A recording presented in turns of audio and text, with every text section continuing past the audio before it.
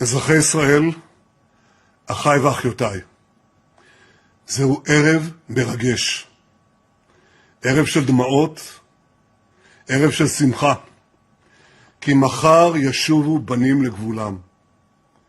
זה אירוע היסטורי שמועל עצב על שחרור מרצחים בשמחה על השבת חטופים. זה אירוע היסטורי שהיו כאלה שלא האמינו שיקרה, אבל הלוחמים שלנו האמינו, רבים בעם האמינו, ואני האמנתי.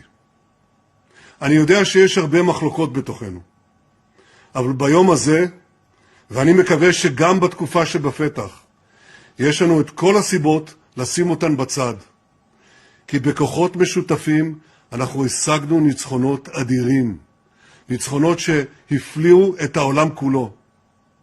ואני רוצה להגיד לכם, בכל מקום שנלחמנו, ניצחנו.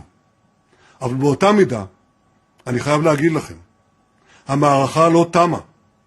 יש עדיין אתגרים ביטחוניים גדולים מאוד לפנינו.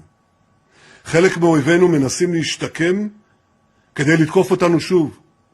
וכמו שאומרים אצלנו, אנחנו על זה.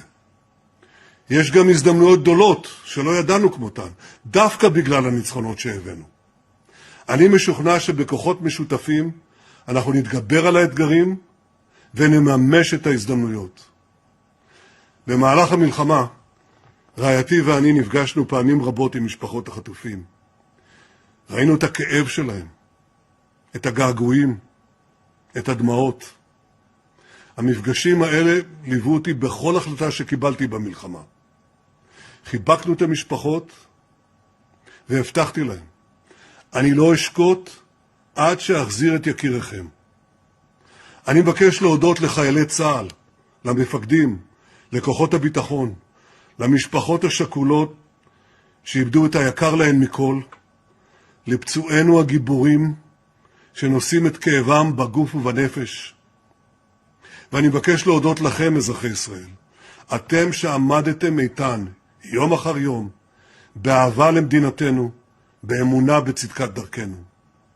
מחר זו תחילתה של דרך חדשה, דרך של בנייה, דרך של ריפוי, ואני מקווה, דרך של איחוד לבבות. יחד נמשיך לחזק את המדינה שלנו. יחד נמשיך לנצח. ובעזרת השם, יחד נבטיח את נצח ישראל.